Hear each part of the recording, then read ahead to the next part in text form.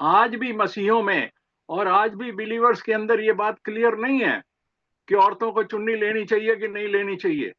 आज भी क्लियर नहीं है।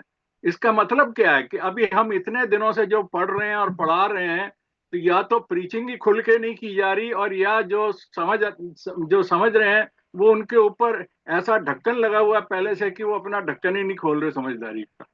सही। तो बात यह है कि, पर उसमें भी बात यह है कि हमने उसका दूसरा हिस्सा भी देखा था। हमने ये देखा था, कलाम बताता है कि औरत के जो बाल हैं वो उसकी ओढ़नी है। हम्म, एक कपड़े का टुकड़ा उसकी ओढ़नी नहीं है।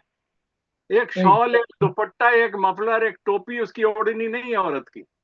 बाइबल में साफ साफ लिखा है, पौलुस ने कहा है, क्योंकि बाल उसको ओढ़ने के लिए दिए गए हैं। प्रॉब्लम कहां हम्म, पर आती है? जो हिंदी और उर्दू का ट्रांसलेशन है वो गलत है। हम्म, सही। क्योंकि वहां पर चुन्नी वर्ड और दुपट्टा वर्ड, ये सारे वर्ड घुसेड़ दिए गए। ये कहां से आ गए? ये कलाम की बातें नहीं है।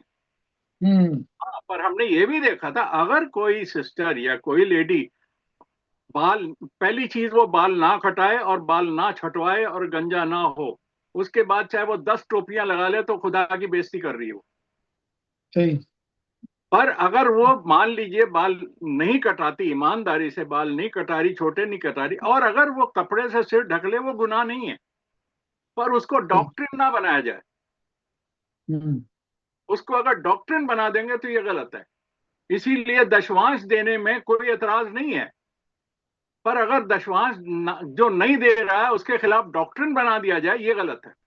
ये गलत। ये समझदारी है। ये समझदारी जो है हमें किसी पादरी या प्रीचर या इंसान से नहीं मिलती। ये समझदारी पवित्र आत्मा देता है। जो लोग ऐसी आमीन। करते हैं उन्हें आमीन। पवित्र आत्मा की जरूरत है। आमीन। उन्हें पवित्र आत्मा को ग्रहण करने की जरूरत है। उनको इस चीज की जरूरत है कि उनके लिए प्रार्थना की जाए, वो खुद प्रार्थना करें, हे प्रभु अपने आत्मा से मुझे समझा, तेरे कलाम की बातों का भेद मुझे समझा। हम्म, और हमारी जो तैयारी है, जो हम कहते हैं हम रैप्चर की तैयारी कर रहे हैं, यीशु आने वाला, किसी भी क्षण आने वाला, अगर हम ऐसी समझदारी में मर गए या ऐसी समझदारी के समय में यीशु आ गया तो हम कहाँ जाएंगे? सही। दो में से एक भी चीज अगर हो गई, या तो हम कब्र में चले गए समय असमय, और या प्रभु आ गया समय असमय, तो हमारा क्या होगा? और अगर हमारी समझ नहीं खुली, हमारी अंडरस्टैंडिंग नहीं खुली, तो यीशु क्या हमें, हमारे जैसे बंदों को अपने तख्त पे बिठा के दुनिया का इंसाफ कराएगा? वो सही, कहेगा पहले बिल्कुल। तो मैं तुम्हारा इंसाफ करूंगा, तुम किसी काबिल ही नहीं हो, और लेके ही नहीं हम्म, जाएगा। तो बिल्कुल इसलिए ये बिल्कुल। बहुत बहुत गंभीर विषय है, ये बहुत सीरियस बात है कि हमें कलाम की सही समझ होनी चाहिए। हमें लोगों की बातों में नहीं आनी चाहिए कि मेरे डैडी करते थे, मेरे दादा करते थे, मेरे पादरी करते थे। करते होंगे, पर उनकी क्या गारंटी है कि वो प्रभु के साथ जाएंगे? हम्म, वो इंसान किसी की गारंटी नहीं ले सकता। ब्रदर ब्रैनम भी किसी की गारंटी नहीं ले सकता था। बिली ग्राम भी किसी की गारंटी नहीं ले सकता था। ब्रदर फ्रैंक भी किसी की गारंटी नहीं ले सकता था। दुनिया का बड़ा से बड़ा महापुरुष किसी की गारंटी नहीं, वो अपनी गारंटी बना ले, बहुत बड़ी बात है। सही बात। ठीक है ना जी? बिल्कुल। पौलुस कहता है अपने अपने उद्धार की खोज में लगे रहो, अपने अपने।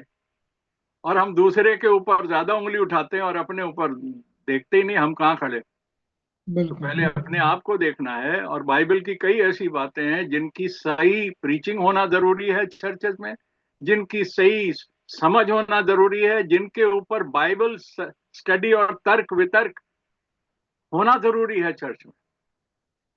और ये जो भी लोग इस बात का प्रचार करते हैं, उनको कम से कम कलाम के शीशे में खड़े होकर देखना चाहिए कि कलाम कहता क्या है, वर्ड ऑफ गॉड क्या कहता है।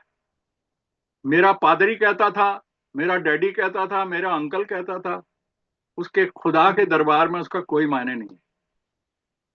खुदा के दरबार में मायने उसके हैं जो उसके वचन की इज्जत करता है, कि परमेश्वर अपने हम्म, वचन में पाया जाता है। परमेश्वर उसकी इज्जत करता है जो उसके वचन की इज्जत करता है। और परमेश्वर उसी को ग्लोरीफाई करेगा, महिमान्वित करेगा, जो उसके वचन में पाया जाता है, जो उसके वचन से बाहर पाया जाता है। चाहे वो बात कितनी भी अच्छी लगे, चाहे वो बात कितनी भी इंटेलिजेंट लगे, चाहे वो बात हम्म, कितनी मन भावनी लगे और मन को समझ आने वाली लगे, और सारी सारे समाज में उसकी उसकी पूछ हो और उसको एक्सेप्ट किया जाए, चाहे वो कुछ भी हो। पर अगर वो कलाम से, वचन से मेल नहीं खाती, हमारे लिए वो बात जीरो है, हमारे लिए वो बात कोई मायने नहीं रखती। जब तक हमारे अंदर ये अलगाव नहीं पैदा होगा, दुनिया से हम कैसे अलग होंगे? फिर हम तो यहीं रह जाएंगे। वो कहेगा तुम तो सारे वैसे के वैसे हो जैसे ये हैं। तो इसीलिए वो जो लास्ट टाइम भी हमने जो सब्जेक्ट जिक्र किया था, यू नो, अभी मैं यही वाली बात, क्योंकि एक दो सिस्टर्स अभी जुड़ी हैं, सिस्टर रिप्सिम गॉड ब्लेस यू, और सिस्टर पैनी God bless you, God bless Sister you. Penny, God bless you. Sister Imsim, God bless you. God bless Praise you, the sister. God bless sister you. Sangeeta praise the Lord God bless you, Praise the Lord, brother. Praise the Lord. Praise the Lord. God bless you sister. Brother Emmanuel, God bless you. God bless you too, brother. प्रभु बहुत आशीष दे।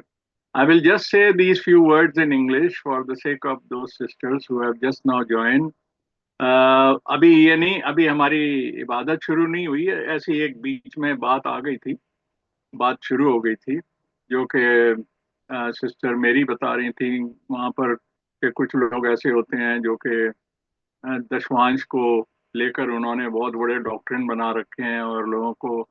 और अभी भाई Joshua बता रहे थे कि कोई भाई आए थे, वो दिल्ली में फेलोशिप करते थे, तो वो बड़े खुश हुए इस बात को समझ करके कि जो लुधियाने की कलीसिया है उसको ये अंडरस्टैंडिंग है कि दशमांश क्या है, दशमांश किसको देना है कि नहीं देना है, जबरदस्ती देना है कि अपनी मर्जी से देना है।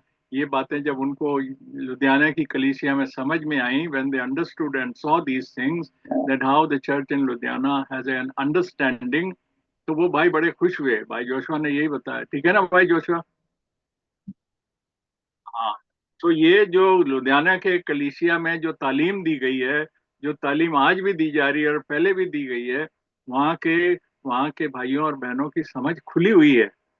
उनको पता है कि बाइबल दशवांश के बारे में क्या कहती है और किस तरीके से हमने देना है, क्या ये जरूरी है या नहीं जरूरी है, क्या ये डॉक्ट्रिन है, क्या इसका मेरी नजात से, मेरे उद्धार से कोई कनेक्शन है। तो ये सारी बातें जो हैं, और हम लोग कुछ लोग जो हैं, जो हम दिल्ली की कलीसिया से पीछे निकल कर आए हैं, those who have come out from the churches in Delhi, we know, and Delhi and around, we know that how this has been preached so strongly and made a very strong doctrine in favor of giving tithing.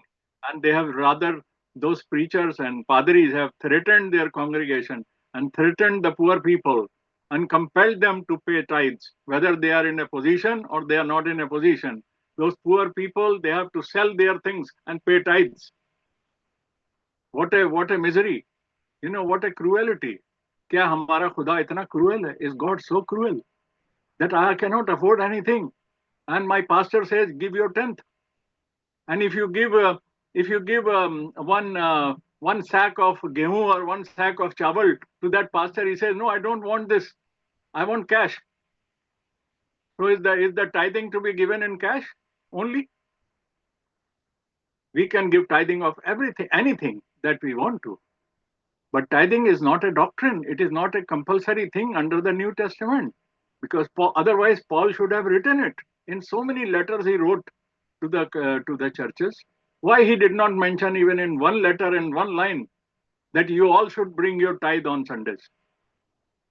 Why? Has Paul forgotten it? No. Paul has written everything that was told to him by the Holy Ghost. And Paul said very, very clearly, on the first day of the week when you come together, as you have been prospered, as you can afford, you must put some amount aside for the work of the church and for the help to the preachers and servants of God. This is voluntary. This is not compulsory. God will not stop my salvation or your salvation if I have not been able to pay tithe. Tithe was a custom and a doctrine under the law for Levites, the tribe of Levites, because they were not supposed to do a job. They were not supposed to do a business. They were not supposed to work because they were full-time employee of the temple. So that's why it was a law that you have to give tithe 1/10, not of money. You can give 1/10 of anything. If you have got 10 camels, you can give 1 camel as a tithe. If you get 10 bags of rice, give 1 bag. That is your tithe. Tithe could be anything. Not like today's padris who are asking, you must bring only check or cash or Paytm or bank transfer. This is cruelty. This is not only cruelty, this is against the word of God. There is no tribes of Levies now. That means a padri is counting that he's a tribe of Levies? He is not. We are not working tribe-wise today. We are all equal. We are all children of God. We are all believers. We are all in the same category. There is no masters and servants. So this is a wrong doctrine. But at the same time, if any brother or sister want to pay tithe, they are more than welcome. But it is not compulsory. If you want to pay tithe, why 10%? Give 50%, give 99% if you want to give. Nobody stops you. But if you can't afford, you give what you can afford. जो आपसे बनता है वो दो. ये कलाम है. इसलिए इस पे जबरदस्ती जो करना, वो डॉक्ट्रिन बनाना, वो कलाम के हिसाब से गलत है.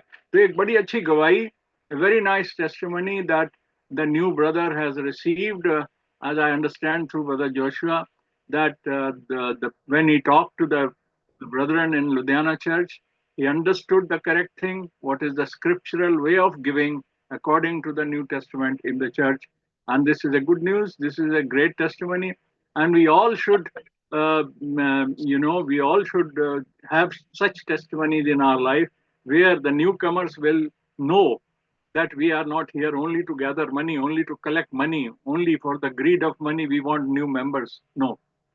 Because many churches, they want to attract you straight away. They will take your email ID, they'll take your phone number, they'll take your address, they will visit you, they'll give you phone calls so that you become member. And the moment you become member, you must pay a membership fee. So you're not joining a club.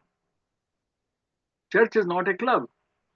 So that's why this is a very sad story in some churches, but it is a great news that when the church in Ludhiana has given such a great testimony, that shows a good teaching has prevailed there, and the brethren understand what is the word of God. So anyway, that was just a small private talk. We just came out. So now we are going to start our meeting without spending more time. And Sister Mary, आपके पास कोई गीत है? जी brother. Okay. भाई जी लेखराज जी, ਤੁਹਾਡੇ ਕੋਲ ਜ਼ਬੂਰ है, गीत है?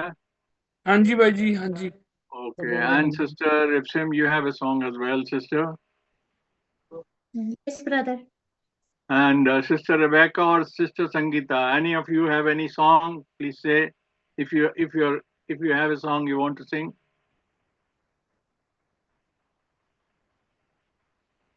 Sister Rebecca or Sister Sangeeta, can you hear us, please? Yes, brother. अब दोनों की साइड से यस आ रहा है, तो दोनों का यस है क्या? Sister Rebecca गाएंगी. Okay. Thank you.